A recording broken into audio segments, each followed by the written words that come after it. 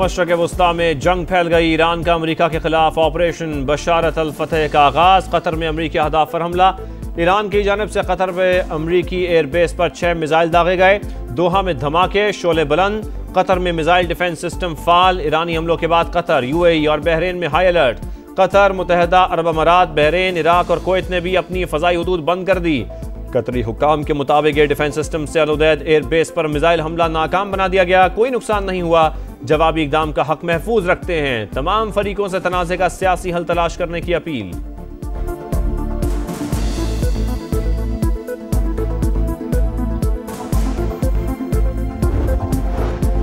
ईरानी हमलों के बाद अमरीकी सदर ने फौजी क़यादत का हंगामी इजलास बुला लिया। डोनाल्ड ट्रंप की सिचुएशन रूम में वजीर दिफा और जॉइंट चीफ्स ऑफ स्टाफ के साथ सूरत हाल की मॉनिटरिंग। व्हाइट हाउस हुक्काम के मुताबिक कतर में अमरीकी फौजी अड्डे पर हमले का इल्म है। इराक में किसी बेस पर हमला नहीं हुआ। सूरत हाल का जायजा ले रहे हैं। अमरीकी मीडिया का कहना है सदर ट्रंप ईरान पर जवाबी हमले का इरादा नहीं रखते।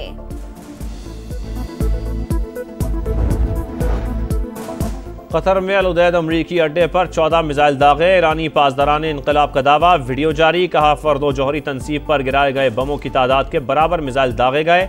दुश्मनों को खबरदार करते हैं। मारो और भाग जाओ का दौर खत्म हो चुका। अमरीकी फौजी अड्डों पर हमला। तेहरान में शहरी खुशी से सड़कों पर निकला है। सऊदी अरब के कतर में अमरीकी अड्डे पर ईरान के हमले की मजम्मत। वजारत खारिजा के मुताबिक ईरानी हमला जायज करार नहीं दिया जा सकता। सऊदी अरब और बरतानिया के वज़राए खारिजा का टेलीफोनिक राबिता।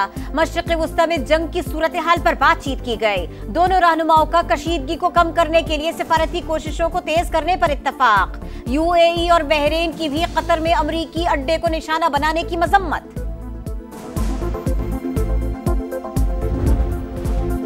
कौमी सलामती कमेटी की ईरान पर इसराइली हमलों की मजम्मत। जौहरी असासों को निशाना बनाने पर तशवीश का इजहार। हमले IAEA और अक़वाम मुत्तहिदा के चार्टर की खिलाफ वर्जी करार।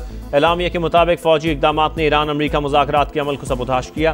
खित्ते में कशीदगी को बढ़ावा दिया। इसराइली जारियत ने एक बड़ी जंग के खतरे को बढ़ा दिया। ईरान को हक़ दिफा हासिल है। ईरानी हुकूमत और अवाम से मासूम जानों के ज़िया पर भी हमदर्दी का इजहार।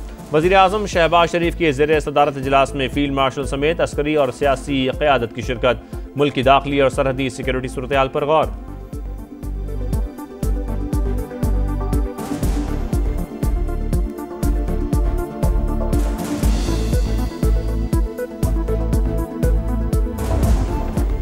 अमरीका के बाद इसराइल का भी ईरान के फर्दो जौहरी प्लांट पर हमला। तेहरान में सरकारी नशरियाती इदारे के हेडक्वार्टर के करीब बमबारी।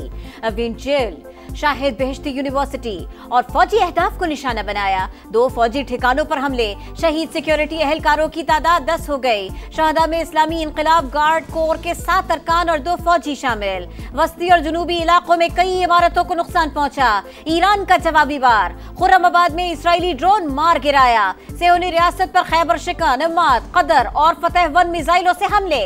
यरूशलेम, तल अवीव और दीगर शहरों में धमाके।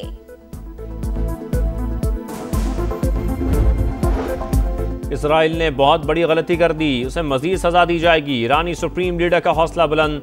ईरानी वजीर खारजा की मॉस्को में रूसी सदर से मुलाकात। आयतुल्लाह खामनाई का खत पहुंचाया। ईरान के खिलाफ जारियत बेबुनियाद। मदद की कोशिश करेंगे। मुलाकात मौजूदा सूरत हाल से निकलने का मौका फराहम करेगी। रूसी सदर पुतिन की गुफ्तगू। अब्बास अरागची ने कहा पुरअमन जौहरी तनसीबात पर हमला करके अमरीका ने आलमी कवानीन की खिलाफ वर्जी की।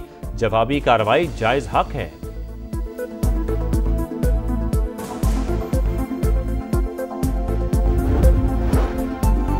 ईरान पर हमले के बाद निजाम की तब्दीली की बातें। अमरीकी सदर ने इशारा दे दिया।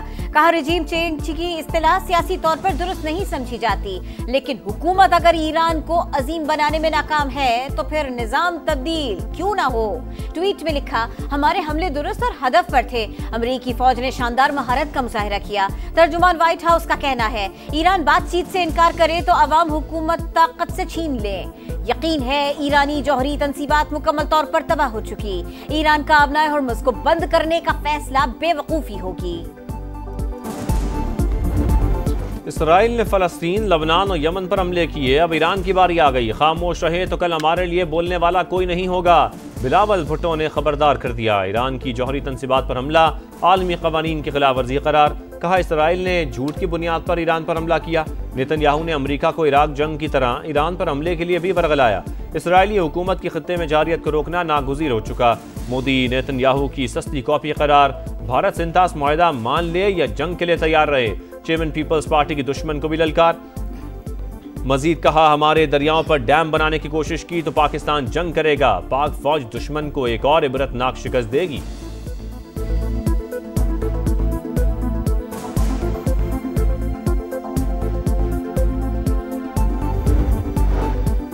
क्या अमेरिका की बमबारी में ईरान का फुर्दो जौहरी प्लांट मुकम्मल तबाह नहीं हो सका?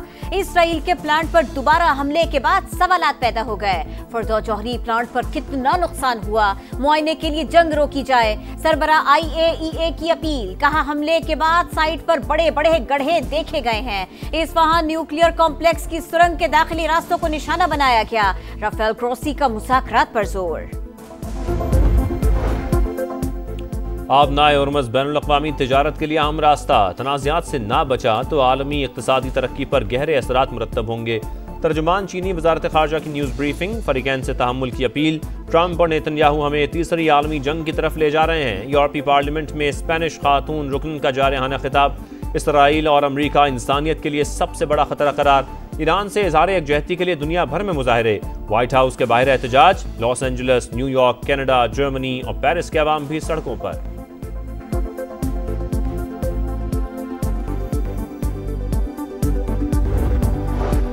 तनख्वाहदार तबके को रिलीफ देने के लिए टैक्स का बोझ कम किया। 5 करोड़ से जायद का मकान या प्लॉट खरीदने वालों से आमदन का पूछा जाएगा।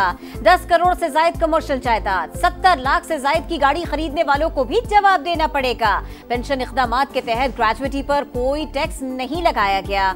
बजट में क्या तब्दीलियां हुई, वजीर खजाना ने बता दिया। कौमी असेंबली में बजट बहस समेटते हुए कहा, सोलर पैनल्स की कीमतों में मामूली इजाफा होगा।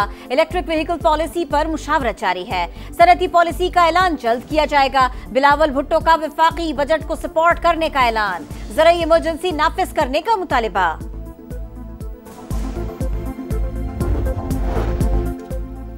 चीनी 200 रुपए किलो तक पहुंचने के जिम्मेदार बिलावल और वजीर आजम। बजट के बाद मईशत बर्बाद हो जाएगी। ये लोग पाकिस्तान के साथ संजीदा नहीं हैं। हुक्मरान गरीब आदमी का गला घोंट रहे हैं। ऑपोजिशन लीडर उमर अयूब की गरज बरस। बैरिस्टर गौहर ने कहा, आपने पाकिस्तान के नाम पर सियासत की। पाकिस्तान के तहफ़्फ़ुज़ का सवाल आए तो सियासत ना करें, आपके पास मैंडेट नहीं है। वफाकी हुकूमत चाहती है बजट पास न हो ताकि इमरजेंसी लगाने का मौका मिले। साजिश नाकाम बनाएंगे। वजीर आला KP अली अमीन गंडापुर का खिताब। कहा, गवर्नर KP साजिश में शरीक है, उन्होंने बजट पर दस्तखत नहीं किए। ऑपोजिशन ने एहतजाज नहीं बदतमीजी की। विफाक से इशूज पर ऑपोजिशन लीडर हमारा साथ दें, मामू ना बनाएं, हमारे पास अक्सरियत है, बजट खुद पास करा सकते हैं। वज़ीर आला सिंध का असेंबली में खिताब। कहा कि A4 75 अरब से बढ़कर 175 अरब रुपए का मंसूबा बन चुका। विफाक ने बजट में सिर्फ 3 अरब रखे।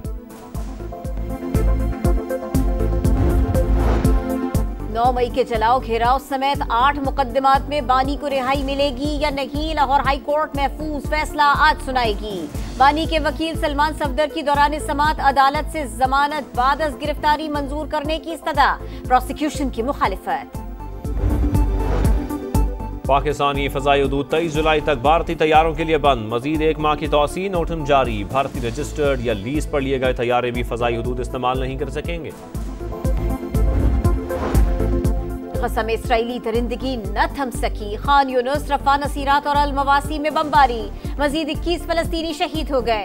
24 घंटों में 40 शहादतें। तादाद 56,000 के करीब पहुंच गई। हमलों के बायस फलस्तीनियों को महफूज मकामात की तलाश। और पाकिस्तान ने एशियन वॉलीबॉल नेशंस कप के फाइनल में जगह बना ली। सेमीफाइनल में कतर को 3-0 से शिकस्त। इवेंट का फाइनल पाकिस्तान और बहरीन के दरमियान आज खेला जाएगा।